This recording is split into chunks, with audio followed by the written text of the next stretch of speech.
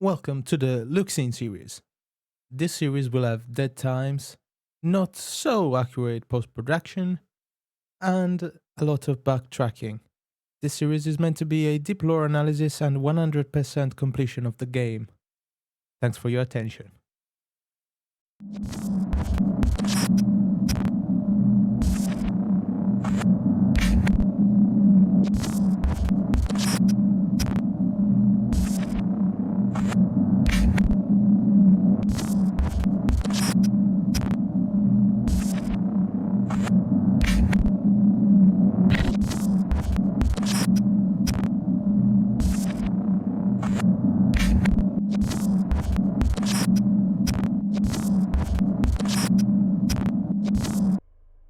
Lasciate ogni speranza, o voi che entrate.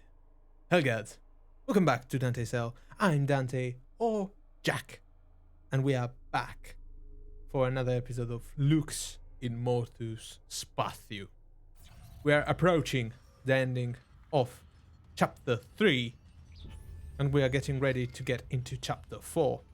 We concluded our objective of restarting the engines of the Ishiumura, and we were getting ready to return to the tram station. The engines are back online, but without the ADS cannons, we're going to get smashed apart by the debris field around the planet. I need to meet Amand on the bridge, and that we shall do. The last episode, we met a lot of new forms of infection, or necromorphs, as you would like, or necromorphic infection, as you would like to call them, being the pregnets, the swarm, and we even met the drag tentacles. And this is the intensity director playing around with the lights. I told you 1,200 different outcomes that can be layered and combined completely casually make for great scare factor. I want to spend a second to talk about Fuse. Don't shoot them if you have the chance. Just smash them. So you can not spend ammo for stupid things. Nicole. I'm here. Nicole! Damn it. We hear Nicole for the first time in quite a bit. So before we get to the tram station that is right around the corner, quite literally, let's put our schematics in. We get a new upgrade, and that is jellified hydrazine, an upgrade for the flamethrower that we got in the last episode, in a room full of corruption that we did talk about for a bit. And in the same room we found the two new forms of necromorphs, being the pregnant and the swarm.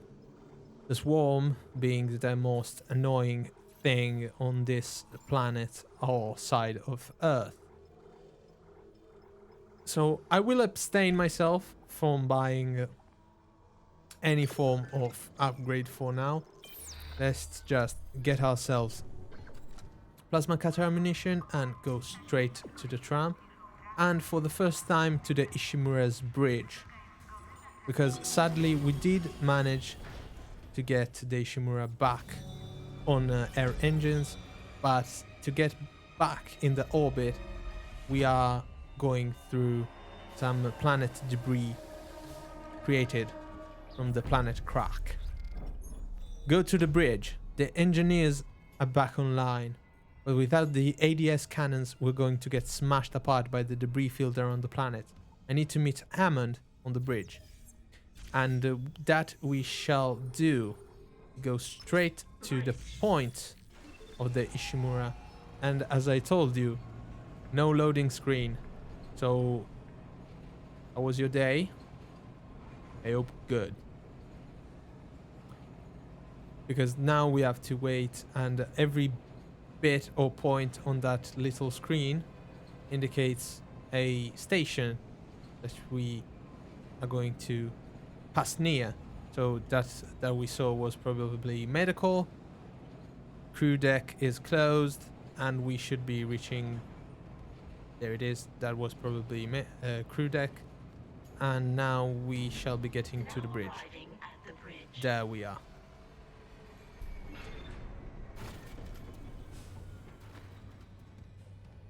Bridge. If anyone was asking himself where we are. Isaac, I'm looking at the ADS cannons. They're a mess. I'm gonna need your help. I am not losing the Ishimura. Not now. The Ishiumura, Hammond, or the marker? That artifact they found? Don't bullshit us. CEC knew all along about the marker, didn't they? Isn't that why you're really here? Corporate wouldn't send the Ishiumura for some off-the-books mining. But alien technology, yeah, that fits. Then how does losing my team fit into this theory? Hey, knock this shit off. We're into the debris field. We get the ADS back together, or it's over. Then meet me at the captain's nest. Daniels? Fine. But I'm going through the ship reports, Hammond. I'm getting some answers.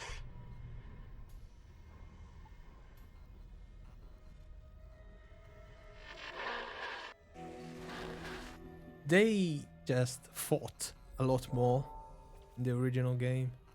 She was like, it's Hammond's fault. He's an ass. Why did you bring us here if you knew? And I'm gonna tell you the 100% truth. I don't think Hammond knew Jack, because he just found himself in the worst of position, and Kendra is not the best person. Come on. Now, meet Hammond in the captain's nest. Hammond is waiting for me in the captain's nest. Daniels seems convinced he's here for the marker they found on Aegis 7. It can't be the same marker I've heard of. That's impossible. Dear Isaac. Sadly, we know that Isaac's mom was a convinced unitologist. And most possibly, he did hear about the markers from her. Sadly. And there it is. This beautiful scene completely remade. Let's actually take a look at this beast, since we can. Look at him. Yep. He's beautiful, but he's mad. Really, really mad. And big. Of course, as soon as we kill him, we are reading on him. No question. And here we have the bridge. This little piece of money, if you don't pick it up, you're losing it. They really love to put Isaac into the vacuum of space. This is the second time? Third? You okay? At least containment and life support are holding. So far. And that is the important thing, because if we lose life support, we are basically dead. Security request retrieved. Security's come in! We've been boarded! I repeat, the ship has been boarded! We are under attack! Get me out here to the deck staff! Where the hell is Steve Vincent? We need security backup now! Guns are useless, What in God's name is that? Now, it's a bit confusing, because this log tells us that they've been boarded and they are being attacked. But we know they're not being boarded, most probably. They are just being attacked by necromorphs that are being created around the ship. And from the bridge you have the beautiful Aegis 7 remade and the space around it that looks absolutely stunning. And as I save, let's get ready to dig a bit deeper in what was rewritten in the remake of Dead Space.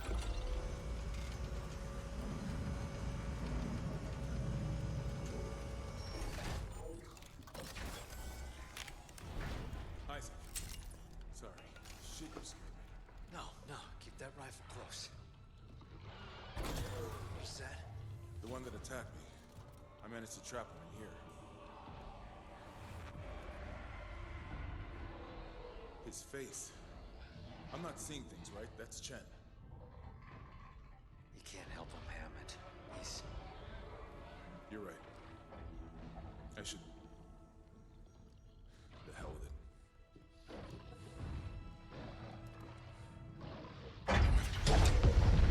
Escape pod 47 launched.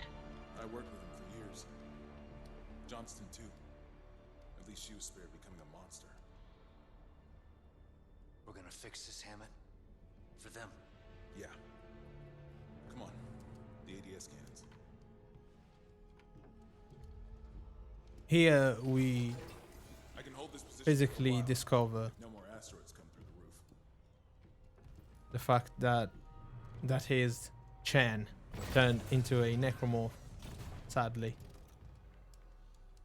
And that Johnston did survive that fate, luckily. Here. All I can tell is the ADS power routing is shot. Well, the administration systems aren't doing much. We could redirect power from there. I'd need to rewire the junction boxes, but we get the ADS cannons back. Good. Isaac, about what Daniel said.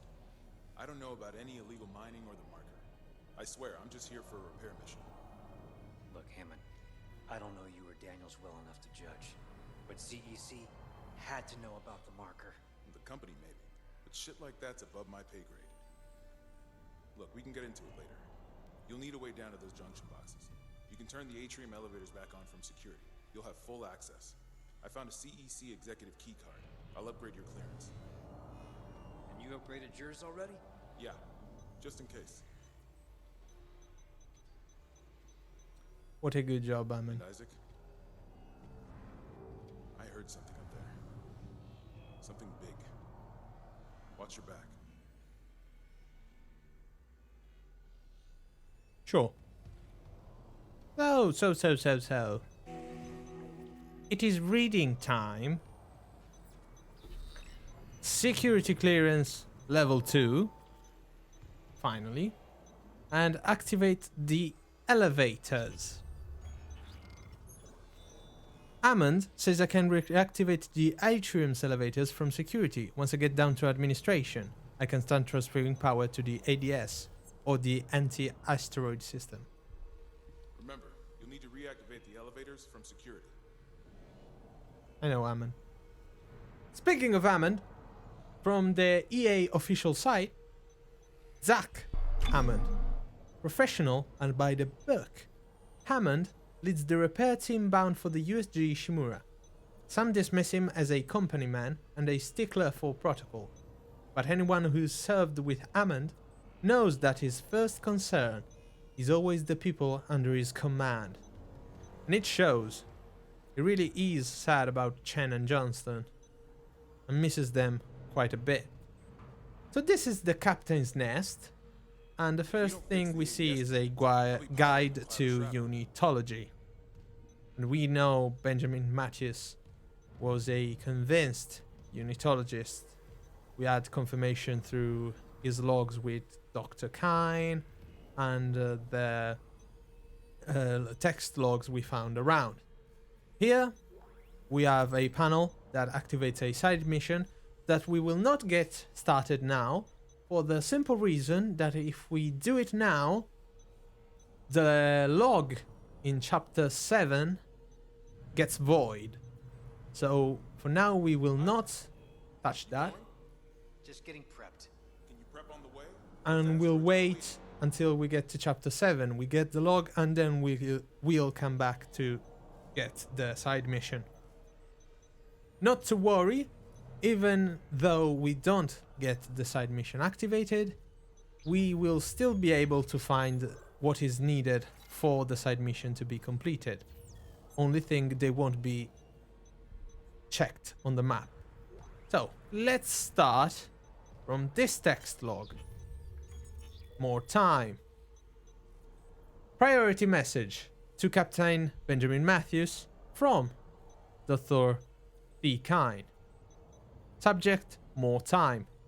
Benjamin, further to our recent conversation, I'm putting it in writing that we should delay bringing the marker up from the planet for a day or two.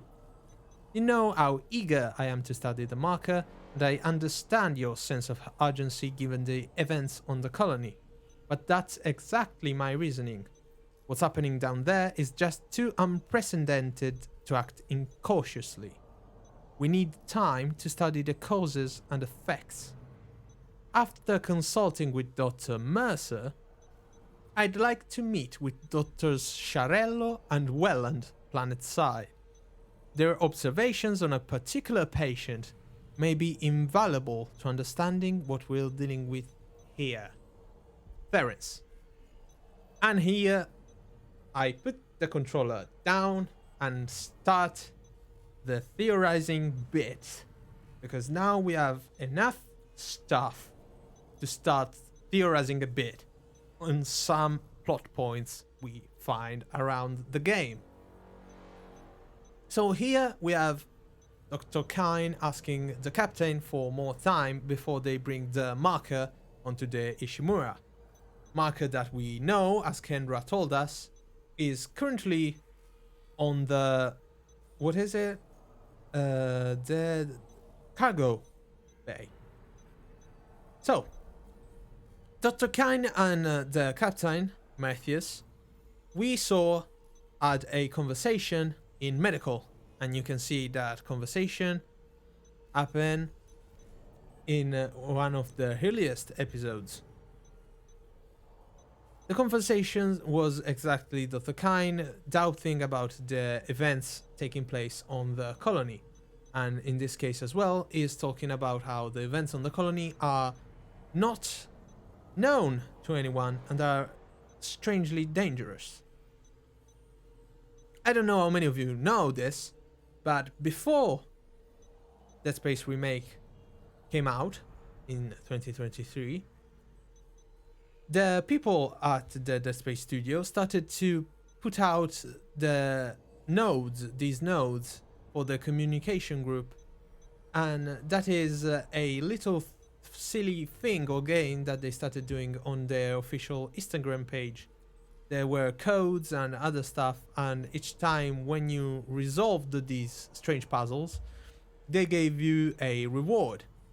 Some of them were funny and general, like a Instagram filter. We got stickers to add to our stories and to Discord servers. We also got the Mercer logs on the necromorphs that I started reading to all of you, or the logs that are actually in the game and that we found and we could listen to before we even played the game.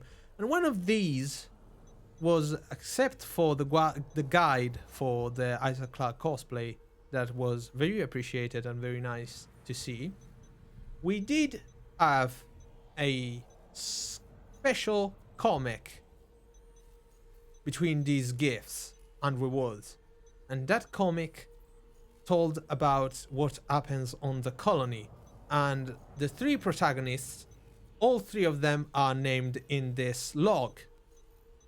The first one I will want to start with is Welland, and Welland is John Welland, without the H, Jonn Welland.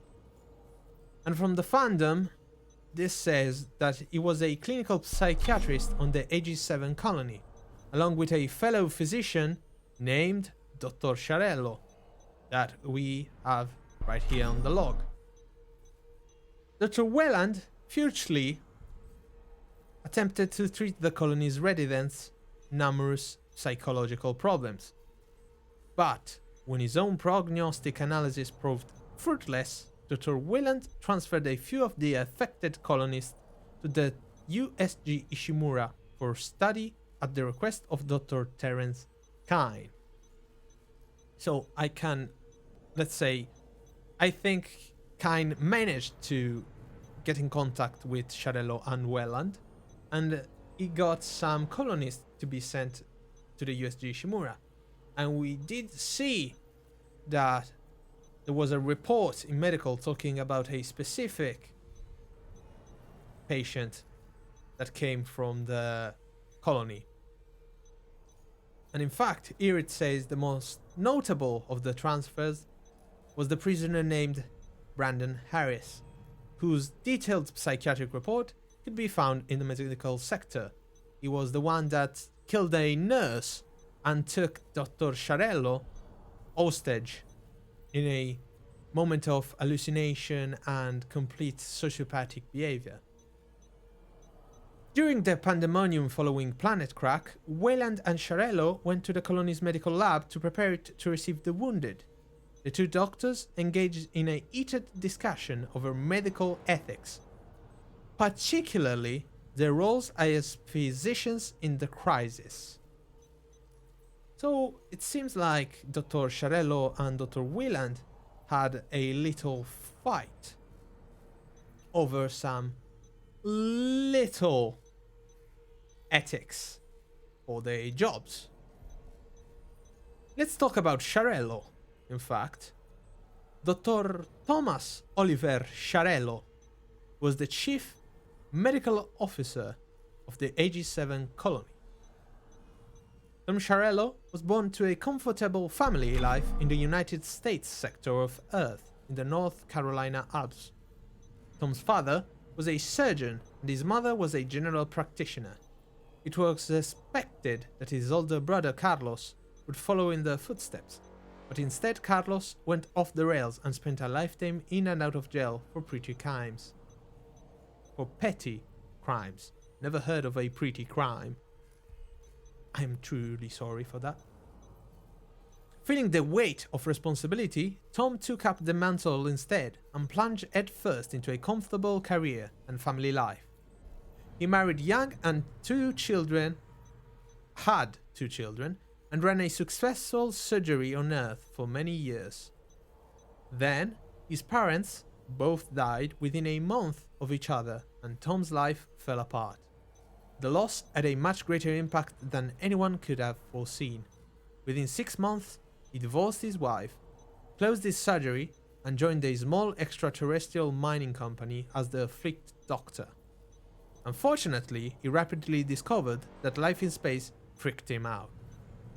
Tom cast around for a position on Mars, but instead found an opening with the Concordance Extraction Corporation, the CEC, who were looking for good doctors to head up colony surgeries. Grateful for any job that would only require a bare minimum of space travel, he took it. 10 years later, Tom had presided over 3 successful Planet Crack colonies and was recently promoted to Chief Medical Officer, CMO. He never remarried. We then move, after giving some background, to the Aegis VII incident. A sound atheist, so not a unitologist nor a Christian nor anything, Sharello was very confused with the events happening on the Aegis VII colony after the discovery of the marker. As more and more colonists flocked to his clinic with symptoms of depression and insomnia, symptoms that we already heard about, started happening on the Ishiumura as well. He eventually began to experience visions of his dead nurse, Cathy Evans, who was murdered at the hands of a paranoid miner, Brent Harris. And we do know this because of the report in medical. Sharello began to suspect that the marker was responsible to the wave of paranoia and violence that was happening in the colony, going so far as to secretly test it for radiation.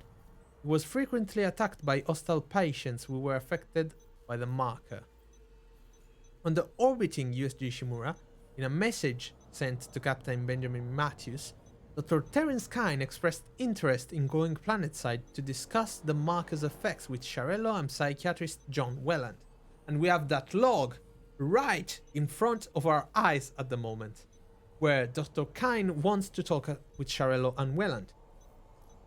Sharello and the PSEC surgeon, Newman, attempted several times to convince the colony's manager, Carthusia, to abandon the mining project due to the number of violent incidents, but their requests were ignored. Following the planet crack and the near total blackout of the colony, Sharello tried to look for the backup generators but was interrupted by a vision of his nurse, who told him that it was too late. After this, Sharello soon discovered that the entire colony was under attack. He and several doctors went to the colony's medical labs expecting that people would go there for help. But once they were in the morgue, Sharello noticed that the bodies of the unitologists who had committed suicide in Union Square were missing. And all of this we get from the comic. The name we heard the most about is Brent Harris. And before we move on, we shall give a little read to his fandom page as well. Brent Harris was a miner who worked at the colony on Aegis VII. Suffering from insomnia and other similar symptoms after discovery of marker 3A, he went to Dr. Sharello for treatment. However, the treatment had no effect on Harris and his condition, only worsened, as he began to experience vivid hallucinations. Blaming the doctor for the cause of his suffering, Harris took Sharello hostage, but was ultimately subdued by the PSEC officers. However, in the struggle, Harris accidentally struck the doctor's nurse, Cathy Evans, with a line cutter and sliced her in half. Harris was arrested and subsequently sent to the orbiting USG Ishimura, a decision that ultimately saved his life from the initial necromorph invasion on Aegis VII, making him one of the colony's few survivors. Because we know that Harris was on the Ishiumura, we found a lot of logs about his mental condition, and we knew he was a patient of Nicole, Isaac's girlfriend. But still, Dr. Kyne and especially Dr. Mercer wanted to study him because of some religious conviction behind what he was experiencing, that being the visions and the madness. We have another text log. This few episodes, I think the next 2 or 3 episodes are going to be a bit of reading and madness, because we need to go deeper with this lore now that we are further into the chapters. We're already at 4 out of 12. So, Dr. Kyne told the captain to not load the marker because he wanted to talk with Sharello and Wieland. Sharello and Wieland sent to the Ishiumura the patient Brandon Harris that was in a tremendous condition. What this brought about was that Harris picked the interest of Dr. Mercer, and Sharello and Wieland probably got killed when the necromorphs started appearing on Aegis VII. After that, for now, we do not know what happened, but we do know that Wieland and Sharello were on the colony before the marker was discovered. Let's see the next log. Executive Clearance Authorization Recipient, CAC Executive Director Warren Eckhart. Authorized by Captain Benjamin Mathias. This read code permits the recipient, Warren Eckhart, executive access aboard the USG Ishimura until such time as it is revoked by Captain Mathias. Please secure your rig and do not allow others access to restricted areas. Separate codes must be obtained for any staff members. As requested, Executive Director Altman be praised, B. Mathias. And we hear the name Altman again for the second time. We still do not know who this Altman is, but we are pretty close to having most probably will be an entire episode only about unitology. So I can give you a little hint. He has to do with unitology and with the expanded Dead Space universe.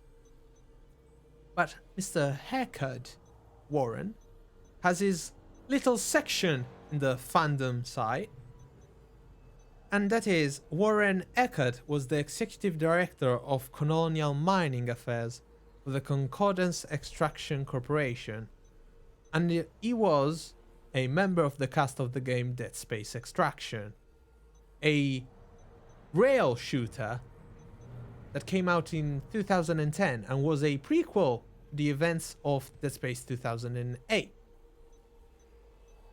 Little was known about Eckhardt's early life, other than that he was a CEC executive and high-ranking one at that job, being trusted with some of the company's biggest secrets.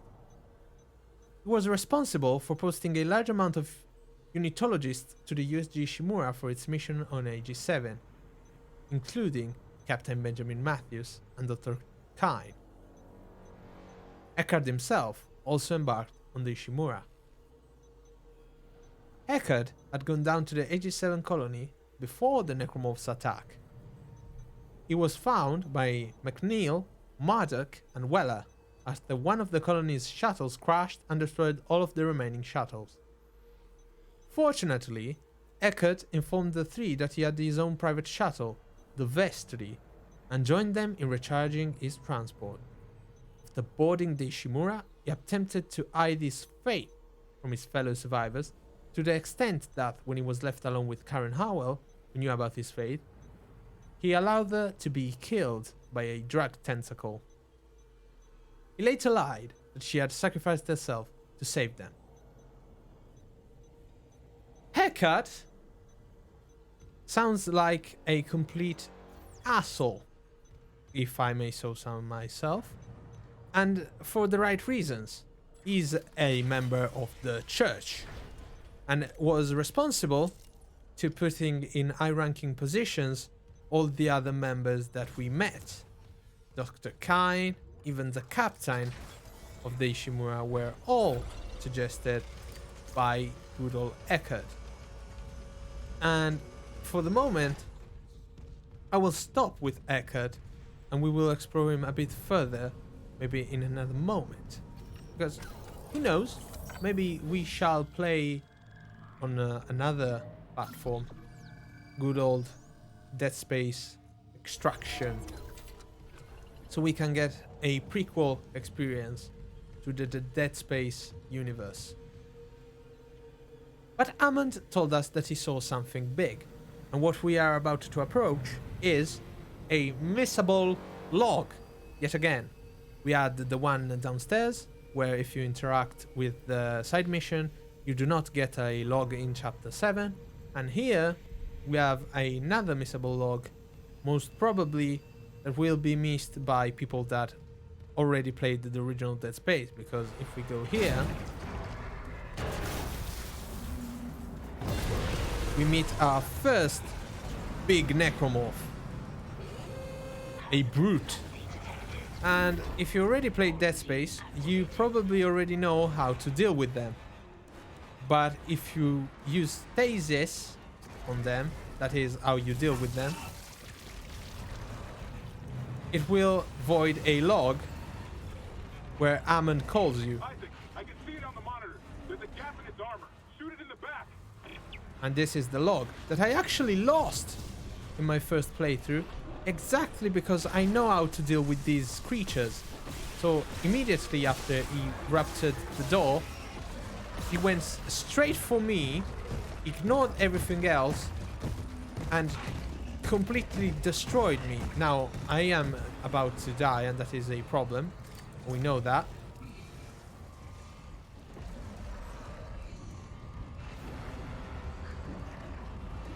I don't have stasis. That is an absolute... No, it's not a problem, it's worse.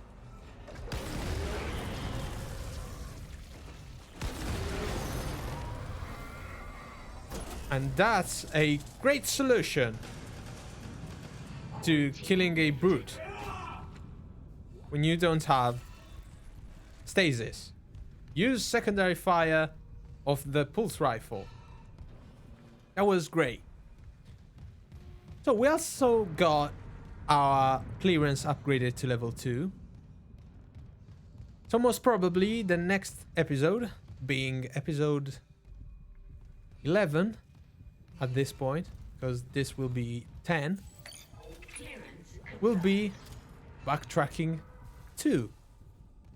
Because we will go back to the other stations and try to get every level 2 clearance opened and searched. And meanwhile, maybe we can talk about something else. Or I just had a great idea and I can make it an extra of some kind. I don't know. I'll decide. So, what we just killed, and that is quite the heavy hitter, both eating you with his fists and eating you with his mouth, was what's called a brute. Now, what is a brute exactly? Let's ask the fandom, because sadly, for a lot of necromorphs, we do not get Dr. Mercer's analysis. The brute is a large necromorph composed of multiple human corpses that is clearly visible. It has heavy organic armor in its front and possesses extreme physical strength, making it a deadly foe in combat.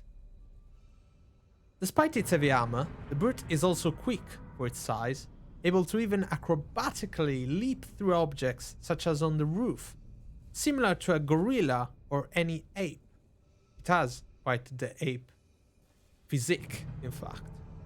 The brutes use this tactic to silently approach its prey and take them by surprise, usually just landing on top of them to smash them with their strong paws. The brutes appear to be so strong that they can even carve a long tunnel into solid metal. The brute is almost entirely encased in an armored, spiked exoskeleton made from bone and calcified skin. Its posterior is relatively unarmored, and from its sprouts a pair of vestigial arms used for support, if one of its main arms is cut off. The chest is a sack where the brutes produce highly explosive organic material made from the similar material as the yellow weak spots, as well as a hole in the middle of the chest. So basically this yellow stuff that we do know at this point, whenever we see yellow, bright yellow, into a necromorph, it is most probably a pustule. Is that how you say in English? I don't remember. It's basically a sack where live necromorphic tissue and recombinant agent is stored. And as we saw with the tentacles, where the sac is located between the stem and the tip of the tentacle, these yellow sacs are probably in the points where a corpse or a group of corpses is connected to the rest of the brute, creating this connection using the yellow bile or recombinant agent that necromorphs use to get transformed. The brute bursts out these projectiles when its limbs are severed, not being able to attack properly. The brute attacks up close with a devastating punch and a headbutt that can easily knock Isaac off his feet.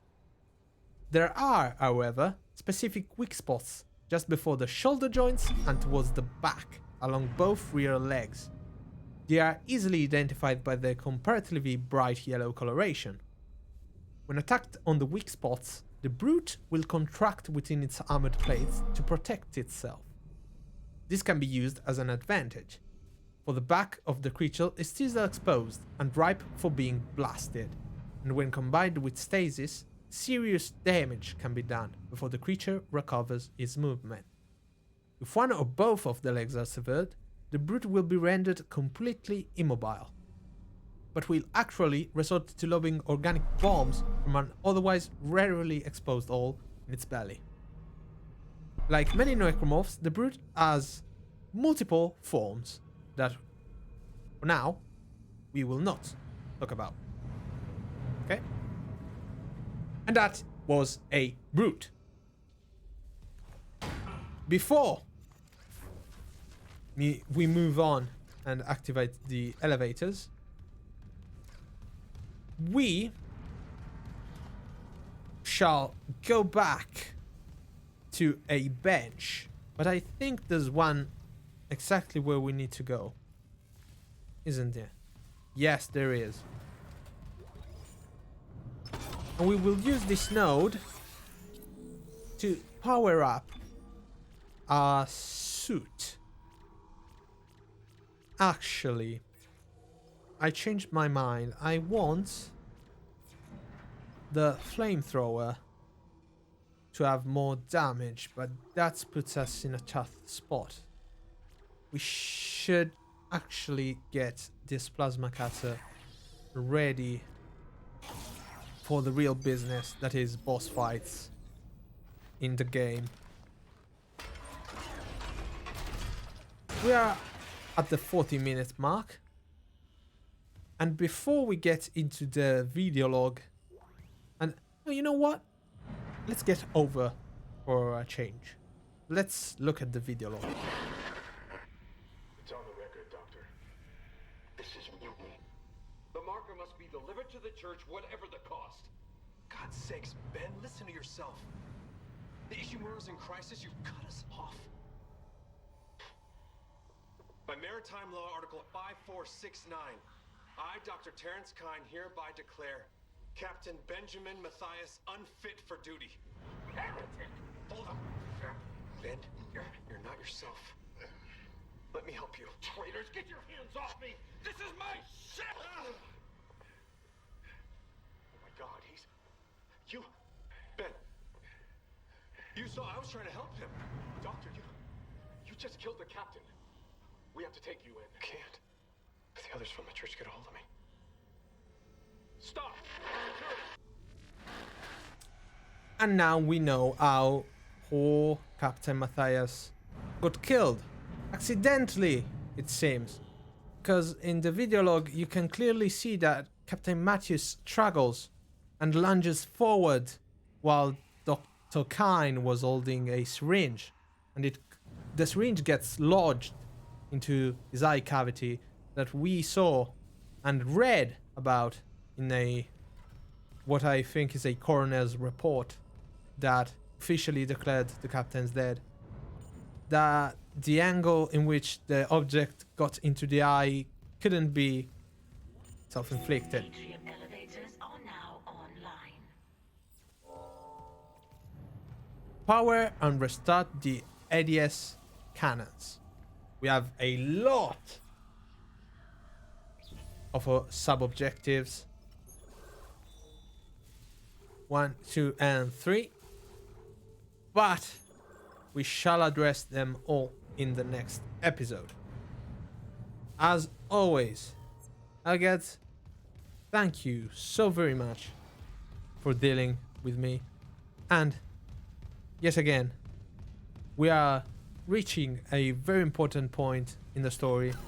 Sadly, the next episode will probably be backtracking because we need to get all the level 2 boxes and lockers open. But as I always say, I'll see you all, Aegis, again quando torneremo a guardare le stelle. See you next episode.